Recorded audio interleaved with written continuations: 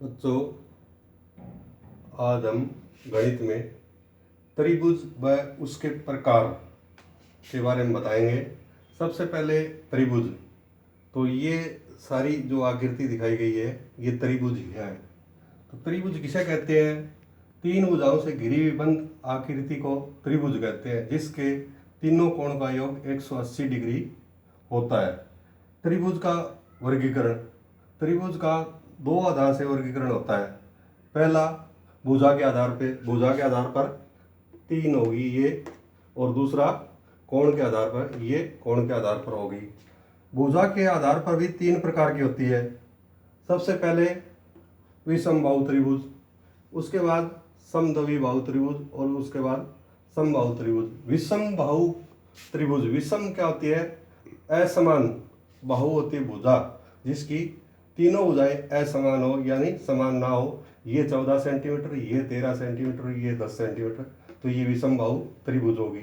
उसके बाद समद्विबाहु, सम होता समान, द्वि होता दो, बाहु होती भुजा जिसकी दो भुजाएं समान हो।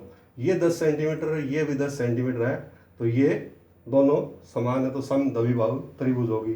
तीसरी है समबाहु त्रिभुज, सम होती समान, बाहु होती भुजा जिसकी तीनों भुजाएं समान हो। इनकी तीनों की 12-12 सेंटीमीटर है, तो ये होगी समबाहु त्रिभुज, और भुजा के आधार पे तीन होगी। अब करते हैं कोण के आधार पे, तो कोण के आधार पे भी तीन है, न्यून कोण, समकोण और अधिकोण।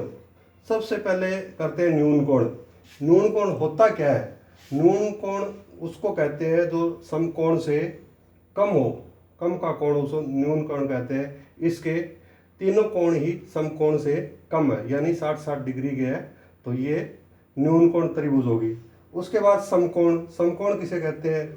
समकोण 90 डिग्री के कोण को समकोण कहते हैं।